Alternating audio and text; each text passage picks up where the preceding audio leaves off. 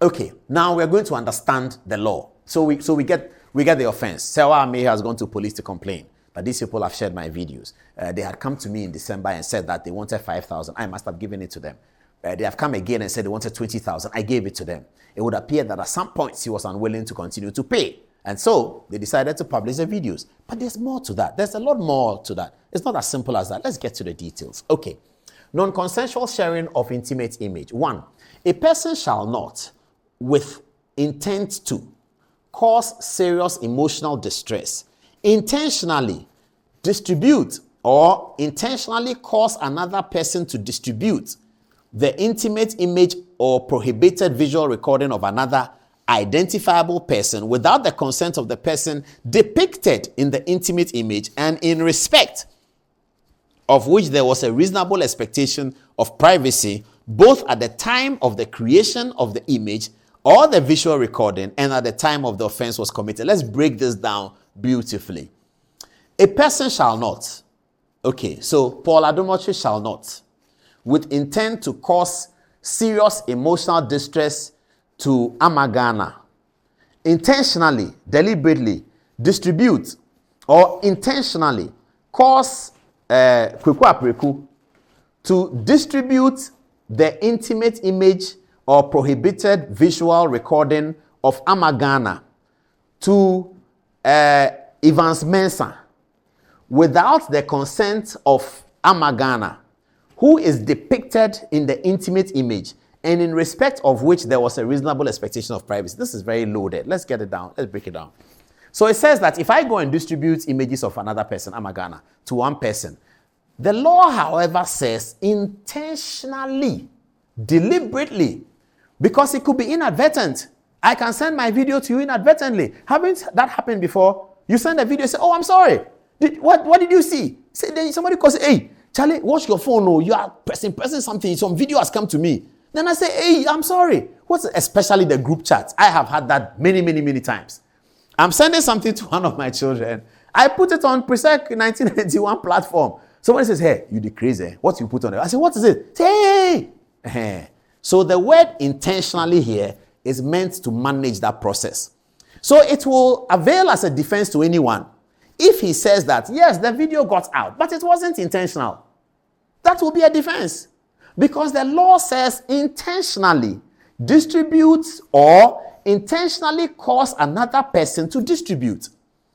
The law qualifies the mental state of the person who is distributing, and that must be assessed by evidence to determine whether he did it deliberately or he did it inadvertently.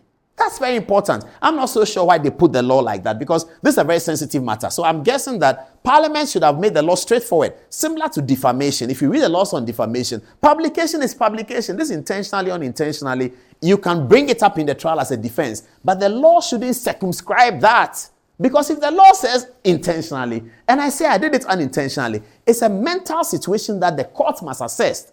And if the court's assessing a mental situation with the criminal standard of beyond reasonable doubt, it is unlikely that the court will come to the conclusion that beyond reasonable doubt, what is in my head was intentional. How do you know that? It's in my head.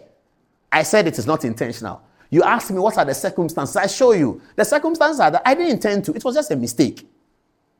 If I say it's a mistake, I'm out. Because the law says intentionally.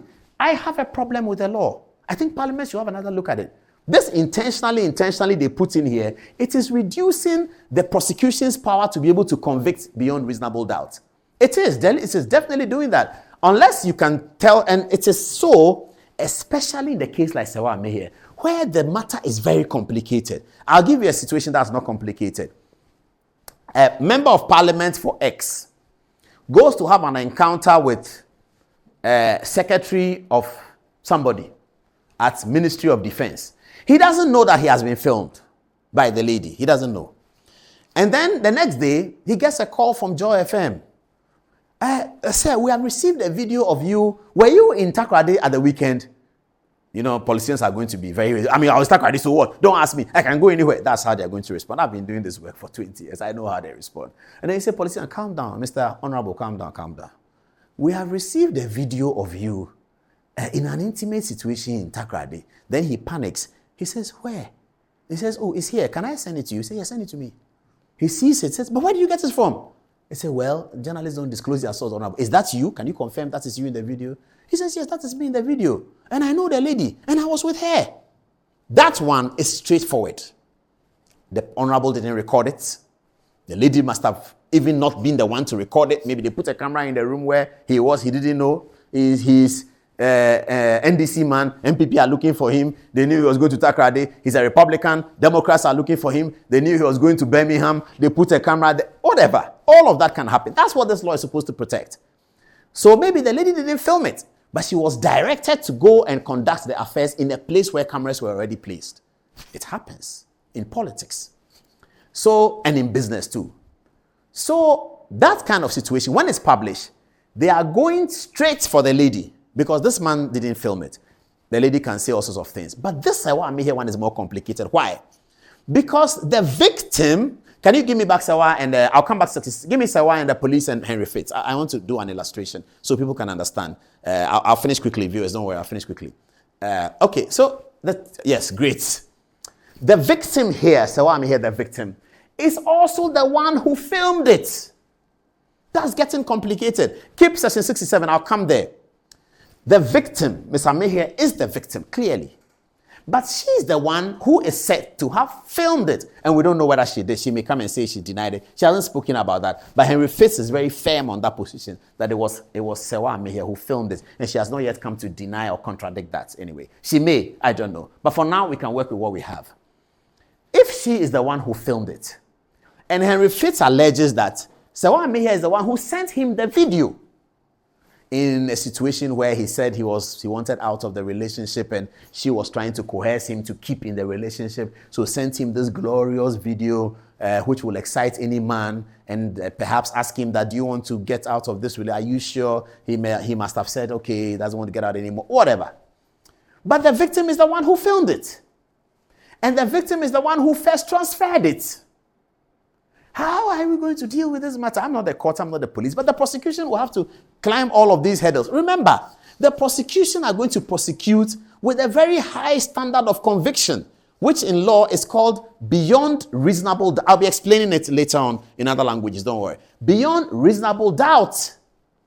The other standard is different. I won't talk about that now. But in criminal standard, it's beyond reasonable doubt. How are you going to establish beyond reasonable doubt that it was Mr. Fitz who had the mental element and intentionally distributed it, intentionally caused another person to distribute it, intentionally? I'm not so sure whether the law is fortified in favor of victims. But this is going to be very complicated. That's why we think it's going to be the biggest trial.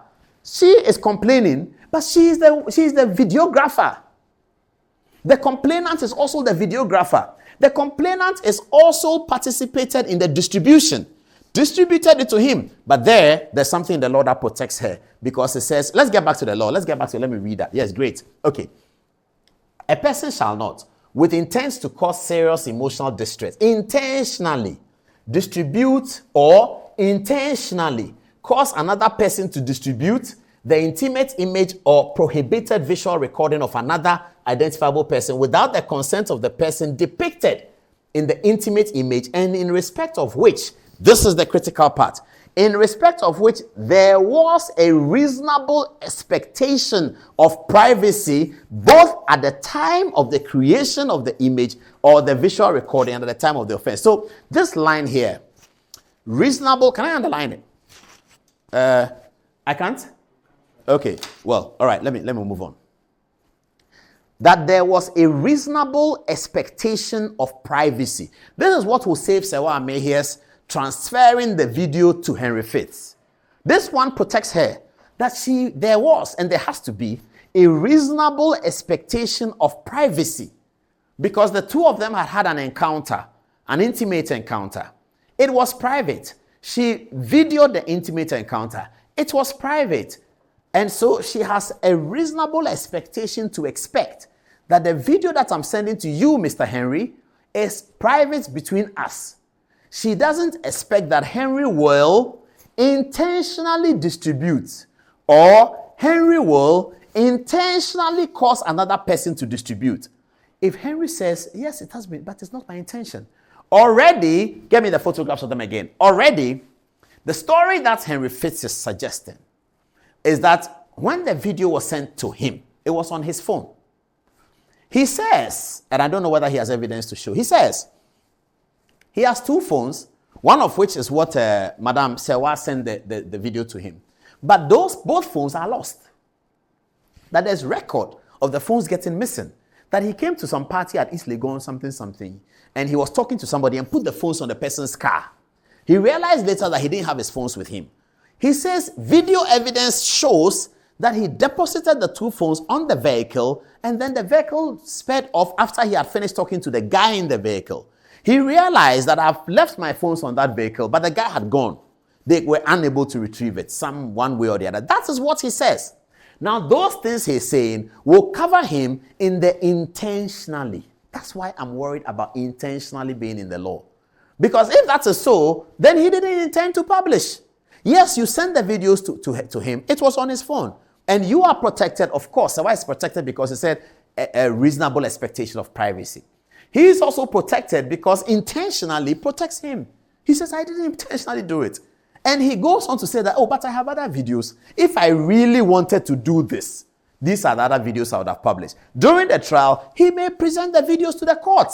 If the prosecution asks him that, do you have the videos where you claim that because you have to ground your case and you have to deposit the doubt so that the prosecution is unable to prove beyond reasonable doubt. You have to show the doubt. What is the doubt? But I have videos. The court will say, his lawyer will ask the court, can the accused person show the video to the court?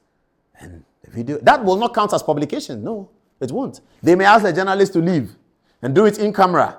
So the journalists will leave, but the concern will be there. You know that because the lawyers are there, they'll be there. So the journalists will take their bag and they will happily leave because they want the thing to be shown because they will hear it. So he will show that I have this video. Look at it. It was a show video number, exhibit number 5 from PW1. They will show it. This video is there. If he has it, they will say, okay, show the next video. After he has showed 5 videos, the judge may say, it's okay, don't show any more videos. And then he will say that, yes, my lord, this is the video I have. So if I really had intention to cause her emotional distress, I won't be showing the video that she sent to me. That's nothing. This is major. But I don't want to do that. So I didn't deliberately send that video. The video went out from my phone, everything, but it is unintentional because the law says intentionally. That's going to be complicated. That's why I call this the biggest criminal trial happening. It's not simple. It's going to be very complicated. So I don't know whether that's why he's smiling this way, but all his photographs, he's smiling like that. But Serwaa is smiling nicely, and I'm happy about the way she's taking all of this. So this is the situation. This is what the law says. This is what is going to confront the law. Once he's found and he writes a statement, this is what is going to confront the law. The police are going to be confronted with, they have to go to court and prove beyond reasonable doubt. The lawyers from the police have to show this. Okay, so they're asking me to go on. Where was I? Yes, so reasonable expectation. So viewers, let me know what you think. Those of you who are lawyers, write to us. Good evening, Ghana Official on Facebook. Tell us what you think about this. I'm not done at all. We're going to the other matters, but I'll be done soon. Okay. This is extortion. Those who took money from her. That's more straightforward than the publication. Taking the money is more straightforward. If they did take the money, there will be evidence. If they did tell her why they are taking the money, there will be evidence. That's directly straightforward. Let's see what it is. 66. Sexual extortion. 1. A person shall not threaten to distribute by post, email, text, or transmit by electronic means or otherwise a private image or moving images of another person engaged in sexually explicit conduct with the specific intent to A. Harass, threaten, coerce, intimidate, or exert any undue influence on the person, especially to extort money or other consideration, or to compel the victim to engage in unwarranted sexual activity. Okay. For the purpose of subsection 1 and 2, an intimate image may include a depiction in a way that the genital or anal region of another person is bare or covered only by underwear, or the breast below the top of the areola, that is either uncovered or clearly visible through clothing. A person who contravenes subsection 1 or 2 commits an offense and is liable on summary conviction to a certain number of is liable on conviction to a certain number of years, etc., etc. I've already done 30 minutes on this matter. I thought I'll do 15 minutes. So this is interesting. The image they are talking about, if the person is in a nightwear or some kind of image so that you can see his body, I think it relates more to our women, doesn't it? Very little for men, but more to our women, because they are describing all of that. We have been debating in the studio whether we should show you a photograph of an image that we can depict what it means by areola and all of that. Okay, I hope this image works, and I hope people don't get offended. Can I write on it? Ask them. So the point being made over here, no, sorry. Can I? No, it doesn't work. Okay. So the point being made over here, viewers, is that I'm sorry to show this to you, but so if you have a photograph of an image, anything below here is offensive to the law. Anything above here is not offensive to the law. Anything below here is offensive to the law in respect of a woman. In respect of a man, you can take it off, please. In respect of a woman, it is, in respect of a man, it is the genitalia.